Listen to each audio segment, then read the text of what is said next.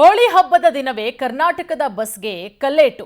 ಮತ್ತೆ ಕರ್ನಾಟಕದ ಬಸ್ ಮೇಲೆ ಕಲ್ಲು ತೂರಿದ ಮಹಾಪುಂಡರು.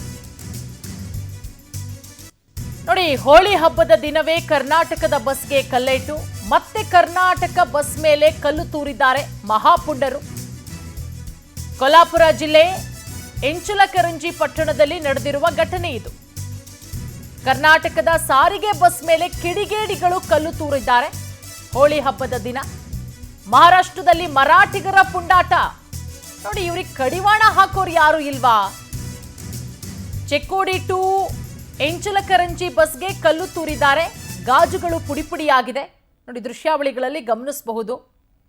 ಕಲ್ಲು ತೂರಾಟ ಮಾಡ್ತಾ ಇದ್ದಂತೆ ಬಸ್ನಲ್ಲಿದ್ದಂತಹ ಪ್ರಯಾಣಿಕರು ಆತಂಕದಲ್ಲಿ ಬಸ್ನಿಂದ ಕೆಳಗಿಳಿತಾರೆ.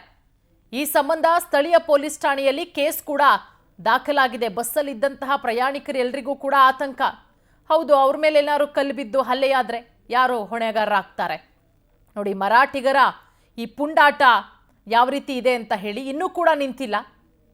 ಮತ್ತೆ ಕರ್ನಾಟಕದ ಬಸ್ಗೆ ಕಲ್ಲೆಸೆದು ಪುಂಡಾಟವನ್ನ ಪ್ರದರ್ಶಿಸಿರೋದು.